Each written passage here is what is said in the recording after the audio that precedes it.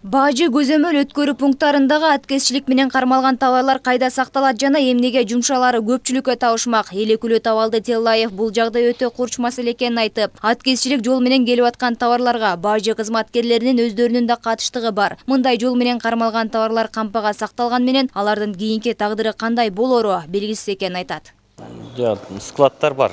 Сиз айткан туура эле складтар бар, бирок андан кийинки маселе болуп атат да. Мисалы, ошол эле бир фура iPhone телефону кармалды деди, бирок тилекке каршы аны эч ким билбей калды. Мисалы, кече эле ошо чоң капкада 10 миллион сомдук сигарет контрабанда кармалды деди. Бунун келечеги кандай болот? Ушундай маселе болуп атат. Мамлекеттик акчаны булар урдалды деп өздөрү табышат дагы. Ошол тапкан мамлекеттик акчанын дагы мыйзамдуу булар 30% алып коюп атат да.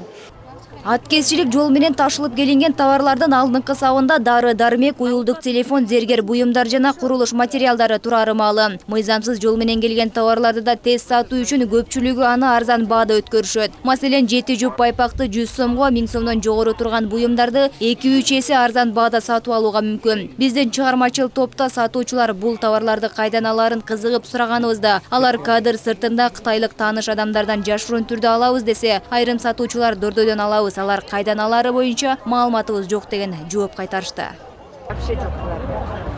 Чети 100 сом, 100 сомго арзан болуп. Буну каяктан аласыздар сиздер эже?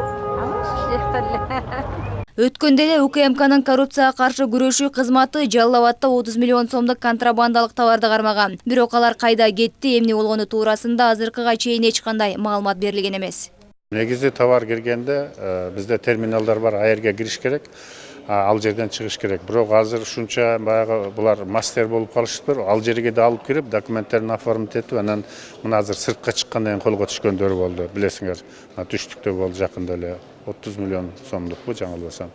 Ошондойлор болуп атат да. Муну башынан баягы органдар жакшы байкап калган экен. Аларга жардам берген жана таможня органдары кошо кармалды да. Бул деген мындай алдыга жылыш. Эми негизи мунун чарасын жакшы көрүш керек да.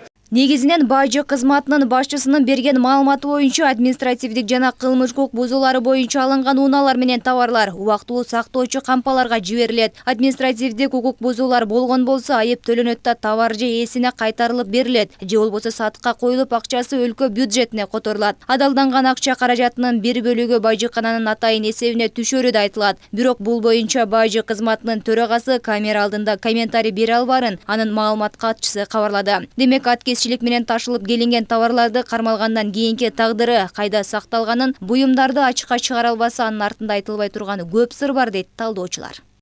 Жазгүл Мадинова, Ермек Райымбеков, Нью ТВ.